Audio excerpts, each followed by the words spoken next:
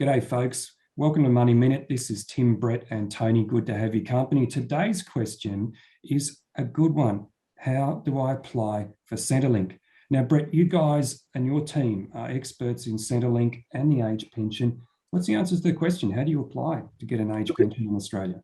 Yeah, thanks, Tony. It's a lot easier today than it has been in the past. Centrelink have built out some fantastic online tools on their website. So perhaps going on there to start with, if you wanted to do this yourself and going through a set of questions to work out whether you qualify. The other thing that's big in Australia now is the MyGov app. So if you haven't downloaded and registered for MyGov, you probably should, because it's going to make your life a lot easier going forward with your interactions with Centrelink. And you can apply through the MyGov app for your age pension if that's what you're wanting to do. I suppose where we see a lot of people, though, is where perhaps they're not internet savvy. They choose not to. It's a bit like us. We get a cleaner come into the house once a fortnight for an hour because we don't want to wash our own floors.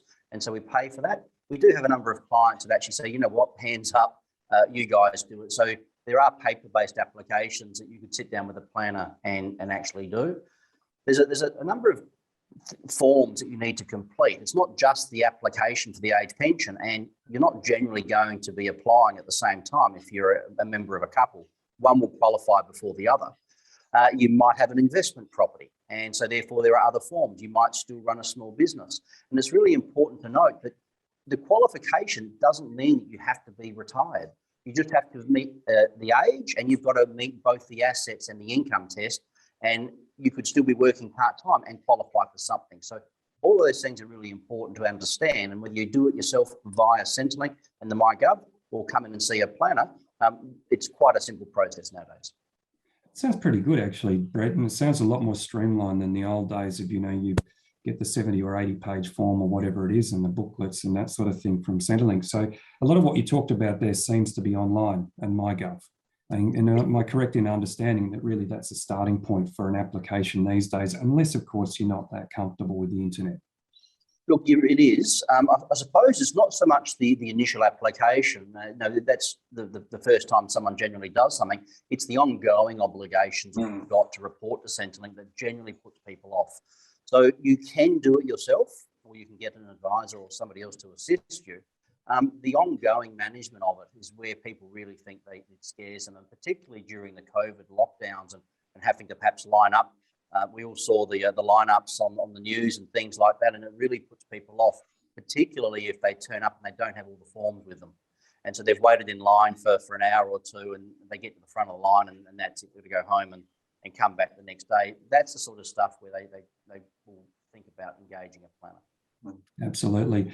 Tim, age pension offers some opportunities for planning and potentially to do some movement of assets in order to maximise benefits. What are some of the ideas? People commonly ask, how can I maximise my age pension? Have you got a couple? Yeah, thanks, Tony. It's planning again, really. So if Centrelink's one of the goals and it looks like it's going to be achievable for people, then it's planning out a number of years is always helpful. So there's gifting, say 5 years out prior to the applying for an age pension. I think the big one in terms of, particularly because a lot of people are subject to the assets test, is getting, say, superannuation into a younger person of a couple's name, because if the older person might be assessed, but the younger person's under the age pension age, superannuation or superannuating that person might be very helpful because it's not counted for the assets test. Yep. Up until age pension age. Of course, the planning part comes in then, of course, because you've got to then think of the superannuation contribution rules there and how that works. So that's a big one. There's a few other things as well. Funeral bonds, I believe, are still assets exempt, and a few other things. But I think super's a really big one because it's larger amounts. Definitely. No, it's a massive way to improve, or in fact even qualify for eligibility in the first place for many couples, Brett, isn't it? Is using what Tim sort of described there before, is moving from the more or the older or the eligible person to the younger person in terms of superannuation. Yeah, it's a big strategy that we use as well to fine tune the assets test thresholds. And the other thing that's really important is if you haven't made a claim and you were at a point in your life at the time that you retired where from an assets test point of view, you weren't eligible, but in the last 5-10 years, you've had a really good time and you've spent a fair bit of money. At some point in time, you are potentially going to be qualifying. And it's important that you even if you are in your mid-70s and for the first time you're looking at making a claim, it's not scary. Have a look online, and if it doesn't make sense, give us a call and we can guide you through it over the phone. Definitely. So bottom line there, Brett, sounds like, as Tim was saying as well, get advice. You can potentially do better, and you definitely benefit with Centrelink from the assistance with an advisor helping you along the way. And as I said as well, and that's especially important, folks, is keep Centrelink up to date.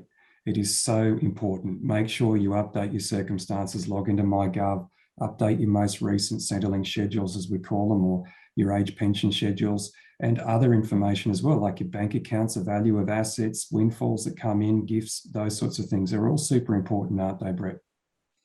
They are, Tony. And, as an example, don't list your home contents at the replacement cost. I mean, Centrelink look at fire sale values of things. And there's been a lot of occasions where I've seen somebody come in for the first time, and with Centrelink, they've got their home contents listed at $100,000. But that pillow that they've dribbled on at night, it's stained. It's you wouldn't get $1 at a garage sale. So Centrelink, a general of thumb, it's about a $10,000 fire sale value for home contents as a couple, depending on whether you've got pieces of art and that type of stuff, and the jewellery, obviously. But these are the sorts of things that you need to be aware of when you are applying.